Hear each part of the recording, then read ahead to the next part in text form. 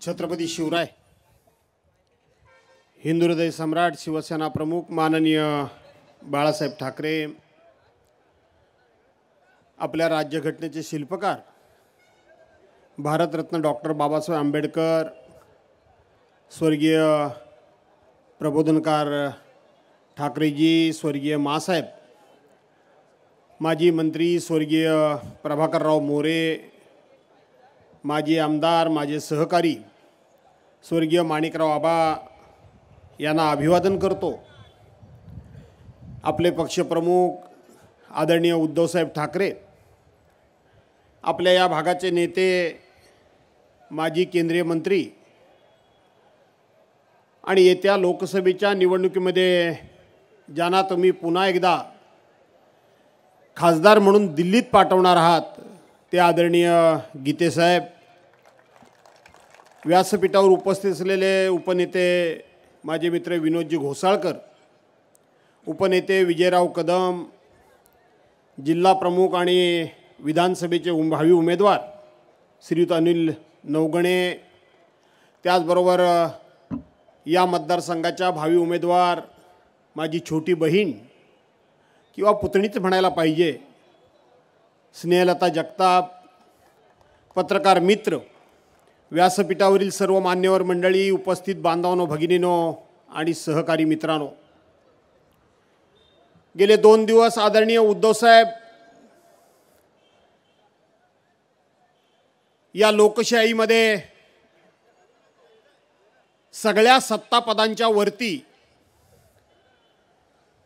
जे सगळ्यात महत्त्वाचं आणि मोठं पद आहे ती म्हणजे जनता, आणि ती आपण आहात। आणि म्हणून आपल्या सर्वांच्या दरबारी 2 दिवस उद्धवसाहेब आपल्या सर्वांशी संवाद साधतायत, आपल्या सर्वांना भेटतायत, आणि या 2 दिवसातली शेवटची सभा थोड्याच वेळात ते या ठिकाणी संबोधित करतील। बांधवांनो, भगिनींनो, आपल्या सर्वांना माहीत आहे की 2019 साली या राज्यामध्ये आदरणीय उद्धव साहेबांच्या नेतृत्वाखाली सरकार आलं आणि या सरकारनं अनेक संकटाचा सामना केला। त्याच वेळेला झालेलं निसर्ग चक्रीवादळ, त्याच वेळेला झालेलं तौक्ते वादळ आणि त्याच वेळेला जगामध्ये संपूर्ण हाहाकार माजवलेला कोरोनाचं संकट, हे त्या काळामध्ये उद्धव साहेबांच्या नेतृत्वाखाली असलेलं सरकार या सगळ्या गोष्टींचा सामना करत होतं। त्यातून जेमतेम महाराष्ट्राला बाहेर काढण्याचं काम उद्धव साहेबांनी केलं आणि त्याच वेळेला उद्धव साहेबांच्या मानेवर खूप मोठी जीवघेणी अशा प्रकारची शस्त्रक्रिया झाली। आपल्याला आठवत असेल की उद्धव साहेबांनी आपल्या मुलाखतीमध्ये सांगितलं होतं की 84 तास, याचा अर्थ नीट समजून घ्या, 84 तास उद्धव साहेब म्हणाले की त्या 84 तासामध्ये माझ्या अंगावर जर एखादी माशी बसली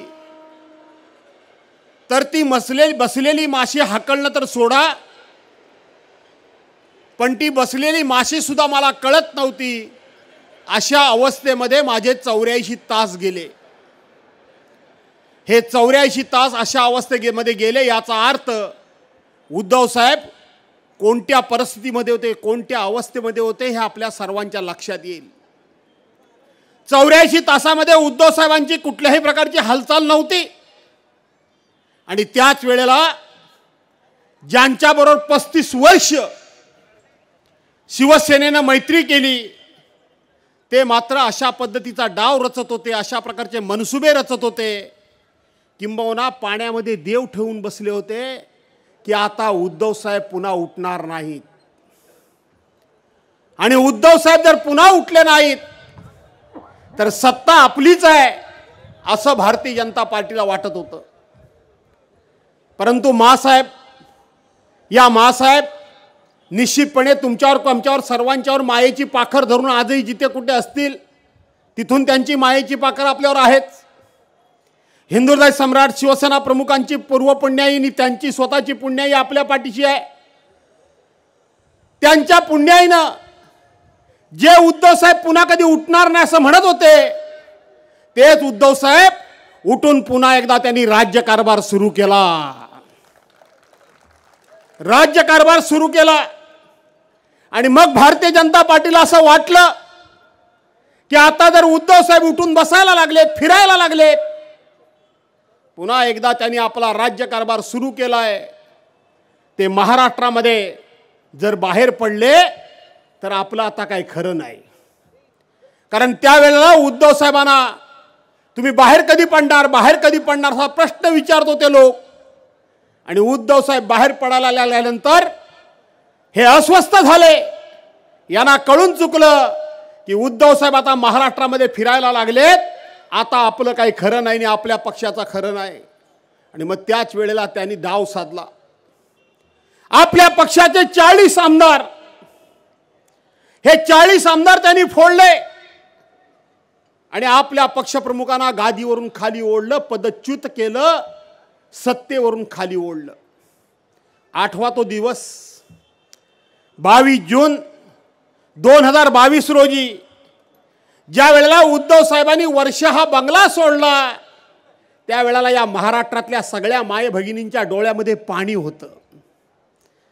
सगळ्या जाती धर्माचे लोक हळहळत होते आणि एकच शब्द उच्चार होते की अतिशय सरळ, साधा, सोपा, निष्कपटी अशा माणसाचा या मेल्यांनी विश्वासघात केला आणि विश्वासघात करून त्यांना गादीवरून ओढलं. अशा पद्धतीचं हळहळ महाराष्ट्रातल्या सगळ्या जनतेच्या मनामध्ये होती आणि माय माऊलीच्या डोळ्यामध्ये पाणी येत होतं. या 40 मध्ये जे 40 गद्दार झालेत, त्या 40 मध्ये आपल्या रायगड मधले 3 गद्दार आहेत. आहे की नाही आहेत? 3 गद्दार आहेत. आजची ही शेवटची 6वी सभा आहे. तुम्हा सर्वांना उद्धव साहेबांना कौल द्यायचं आहे की रायगड म्हणजे छत्रपतींची गादी आहे. छत्रपतींची गादी आहे. छत्रपतींची गादी याचा अर्थ असा आहे की छत्रपती शिवाजी महाराजांचं आजोळ हे विदर्भामध्ये होतं, बुलढाण्यामध्ये होतं. छत्रपती शिवाजी महाराजांच्या वडिलांचं गाव हे मराठवाड्यामध्ये होतं आणि छत्रपती शिवाजी महाराजांचा जन्म हा पश्चिम महाराष्ट्र म्हणजे पुणे जिल्ह्यामध्ये शिवनेरी किल्ल्यावर झाला. म्हणजे विदर्भ, मराठवाडा आणि पश्चिम महाराष्ट्र अशा पद्धतीने हा सगळा महाराष्ट्र एकत्रित केला आणि छत्रपतींनी आपली गादी कुठे तयार केली? ती माझ्या कोकणामध्ये रायगड जिल्ह्यावर त्या ठिकाणी हिंदवी स्वराज्याची गादी बांधली. याचा अर्थ छत्रपतींनी खऱ्या अर्थानं विश्वासानं मान माझ्या कोकणाच्या खांद्यावर ठेवलेली आहे. छत्रपतींनी विश्वासानं मान माझ्या कोकणाच्या खांद्यावर ठेवलेली आहे. त्याच पद्धतीने हिंदू हृदय सम्राट शिवसेना प्रमुख मान्य बाळासाहेब ठाकरे यांनी कोकणाच्या बद्दल, कोकणी माणसाबद्दल सातत्याने विश्वास दाखवलाय. पण त्याच शिवसेना प्रमुखांचे सुपुत्र उद्धव बाळासाहेब ठाकरे यांना गादीवरून खाली ओढण्यामध्ये ज्या 40 गद्दारांमध्ये हे आपले रायगडचे 3 आहेत आणि तो राष्ट्रवादीचा एक खासदार, त्यांनी सुद्धा आपण खोबका दिलाय, त्यांनी सुद्धा विश्वासघात केलाय. आणि म्हणून तुम्हा सर्वांना उद्धव साहेबांना शब्द द्यायचा आहे की उद्धव साहेब चिंता करू नका. यांचा आम्ही टकमक टोकावरून राजकीय दृष्ट्या उद्याच्या लोकसभेमध्ये आणि विधानसभेमध्ये कडेलोट केल्याशिवाय राहणार नाही. हा शब्द तुम्हाला द्यायचा आहे. हा शब्द तुम्हाला द्यायचा आहे. दिलाय की देणार ना? यांचा करायचा ना कडेलोट? तुम्हाला नसेल जमत तर मला फक्त तिथे नेऊन द्या, मग मी पुढे ढकलतो. तेवढा टोकापर्यंत घेऊन द्या. देऊन द्याल काय मला? पण जाऊ द्या. हे काय कष्ट करायची गरज नाही तुम्हाला. तुम्हाला साधं काम करायचं आहे की उद्याच्या निवडणुकीमध्ये फक्त एका बोटाने ह्यांचा कडेलोट करायचा. एका बोटानं ज्या वेळेला 2024 साली लोकसभेची निवडणूक होईल, विधानसभेची निवडणूक होईल, मग त्या ठिकाणी अनिल नवघणे असतील, नाही तर आमची ही मुलगी स्नेहल असेल, ज्या वेळेला मतदान केंद्रावर जाल किंवा लोकसभेला गीते साहेब असतील, ज्या वेळेला मतदान केंद्रावर जाल त्यावेळेला जेव्हा तुमच्या समोर ते ईव्हीएम मशीन असेल त्यासमोर या उमेदवारांची तुम्ही फक्त निशाणी समोरचं बोट दाबलं की आपोआप ह्यांचा कडेलोट झाला म्हणून समजा. फार काय कष्ट करायची गरज नाही, फार काय कष्ट करायची गरज नाही. पण हा कडेलोट करण्याकरता म्हणून तुम्हाला आज निर्धार करावा लागणार आहे, तुम्हाला आज निश्चय करावा लागणार आहे, तुम्हाला छत्रपती शिवरायांची शपथ घ्यावी लागणार आहे. परवांच्या दिवशी 23 तारखेला शिवसेनेचं शिबिर झालं. माननीय हिंदुहृदय सम्राट शिवसेना प्रमुख मान्य बाळासाहेब ठाकरे यांच्या जयंतीच्या दिवशी नाशिकला शिबिर झालं. बघितलं ना? त्या शिबिरामध्ये एक महत्त्वाचा विचार, एक महत्त्वाचा विषय आणि त्याचबरोबर त्या शिबिरामध्ये आंबेचा गोंधळ घातला गेला. आंबेचा गोंधळ घातला गेला. गोंधळ्यांनी गोंधळ मांडला, गोंधळ्यांनी संमेल वाजवला आणि उद्धव साहेबांनी उभं राहिलं आणि सांगितलं, बये दार उघड, बये दार उघड. आम्ही सुद्धा तुम्हाला तेच सांगायला आलोय की तुम्ही बयाच्या रूपाने आम्ही तुम्हाला पाहतो, चला दार उघडा आणि ह्यांचा कडेलोट करा. हे सांगण्याकरता म्हणून आम्ही या ठिकाणी आलेलो आहोत, हे सांगण्याकरता म्हणून आम्ही या ठिकाणी आलोय. खूप मोठा अन्याय झालाय, खूप मोठा विश्वासघात झालाय. आधी जवळजवळ आज या ठिकाणी आपण जर बघितलं तर जवळजवळ मोगलांच्या काळामध्ये जो हैदोस मांडला गेला होता त्याच्याही पेक्षा जास्त या देशामध्ये हैदोस मांडण्याचं काम सध्या सुरू आहे. हे गेले तेव्हा काय सांगत होते? हे गेले तेव्हा 3 कारणं यांनी सांगितली. पहिलं यांनी काय सांगितलं? उद्धव साहेब काँग्रेस आणि राष्ट्रवादी काँग्रेस बरोबर गेले आणि म्हणून त्यांनी हिंदुत्व सोडलं आणि म्हणून आम्ही गेलो. हिंदुत्व सोडलं, काँग्रेस राष्ट्रवादी बरोबर काँग्रेस बरोबर गेले. विधानसभेतली माझी भाषणं ऐकता की नाही ऐकता? समोर एकनाथ शिंदे होते, देवेंद्र फडणवीस, त्यांना काय म्हणता तुम्ही? काय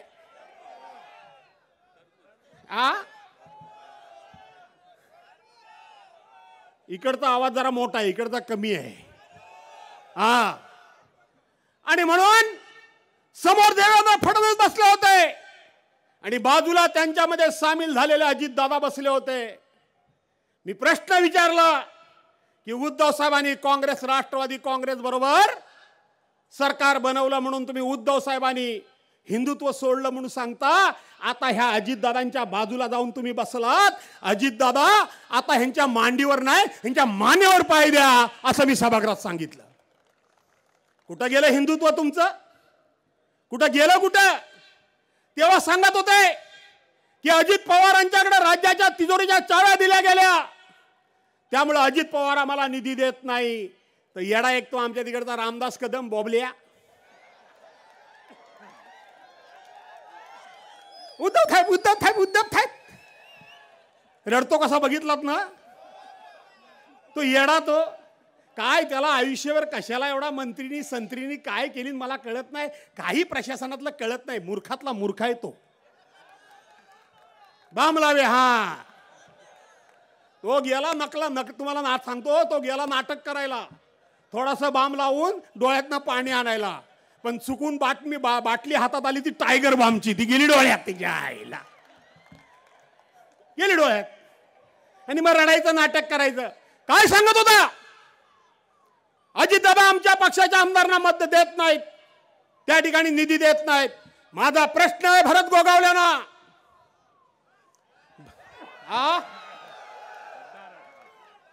काय करू? भरत गोगावले नको म्हणू, गद्दार म्हणू. माझा प्रश्न आहे गद्दारांना, तिन्ही गद्दारांना. त्या अलिबागच्या पण, तो तिकडचा दुसरा कुठला मतदारसंघ, तो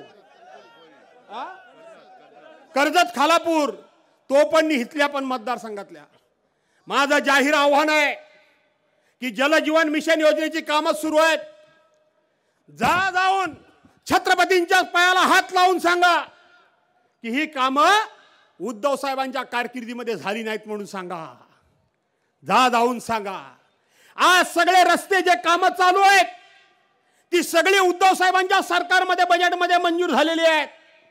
आज त्या ठिकाणी CMJSY मधून होणारे सगळे रस्ते जाहीर एकनाथ शिंदेना माझं आव्हान आहे की तुमच्या कारकिर्दीमध्ये 1 किलोमीटर तरी रस्त्याला तुम्ही त्या ठिकाणी परवानगी दिलीच काय? आज जी कामं चालू आहेत ती उद्धव साहेबांच्या कारकिर्दीमधली कामं चालू आहेत, तुमच्या कारकिर्दीमधलं एक पण नाही. असेल तर एकनाथराव शिंदेनी जाहीर करावं. 1 किलोमीटर सुद्धा CMJSY मधून दिलेलं नाही काम, पुऱ्या राज्याला दिलेलं नाही. ज्या वेळेला उद्धव साहेबांचं सरकार होतं आणि अजितदादांनी त्या वेळेला बजेट मांडलं, त्याच्यामध्ये राज्यामध्ये 10,000 किलोमीटर रस्ते करण्याचं उद्दिष्ट आणि त्याला तरतूद ही उद्धव साहेबांनी केली.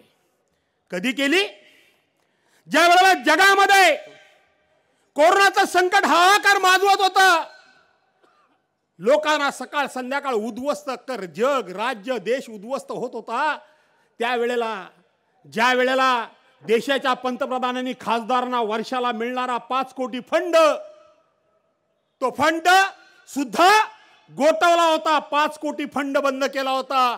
पण उद्धव साहेबांच्या कारकिर्दीमध्ये आम्हाला 2 कोटी रुपये, उद्धव साहेबांच्या कारकिर्दीपूर्वी आम्हाला वर्षाला 2 कोटी रुपये मिळत होते.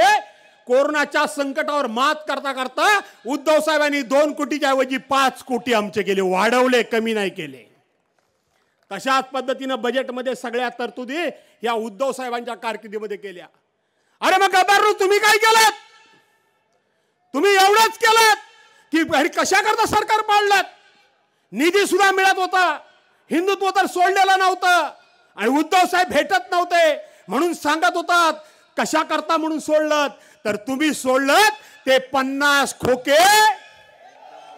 अरे 50 खोके, अरे 50 खोके, हरामखोर. आम्ही सुद्धा बरोबर होतो, आम्ही सुद्धा आमदार होतो. तुम्हाला काय वाटतं आज छोट्या मोठ्या लोकांना त्रास दिला जातोय त्याच्यामध्ये आम्हाला त्रास होत नसेल? ही आमिष सर्वांना दाखवली गेली. विकासाकरता तुम्ही गेलात नाही तर 50 कोटी करता गेलात, 50 कोटी करता गेलात.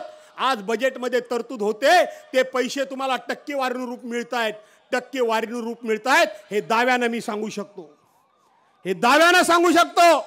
आणि म्हणून आज या ठिकाणी स्नेहल जगताप सारखी मुलगी, माझ्या मित्राची मुलगी, माझा आबा आज हयात नाही, माणिकराव जगताप आज हयात नाही. आज माणिकराव जगताप हयात नाहीत आणि माणिकराव जगताप हयात नसताना ही मुलगी ह्या 50 खोक्याच्या वरती समोर आज आव्हान द्यायला उभी राहिली. 50 खोक्याच्या विरोधात कल्पना करा, एक मुलगी आज अशा पद्धतीने या बलाढ्य लोकांच्या विरोधात, या सत्तेच्या विरोधात, या MIDC मध्ये आणि हैदोस मांडलाय का नाही मांडलाय ना? एका बाजूला हे पैशानं लोकांना विकत घ्यायचा प्रयत्न करतायत, पैशाचे विकत घेऊन आम्ही निवडणुका जिंकू म्हणून भाषा करतायत, आम्ही निवडणुका जिंकू म्हणून हे भाषा करतायत. दुसऱ्या बाजूला हा अनिल नवगणे, हा तुमच्या जीवा विश्वासावर या अन्यायाच्या विरोधात, एका बलाढ्याच्या तटकऱ्यांच्या विरोधात काय सांगत होत्या? तटकऱ्यांच्या विरोधात तो किलीत मैया काय सांगायचा? तो उठा भाषा काढतोय ना असा.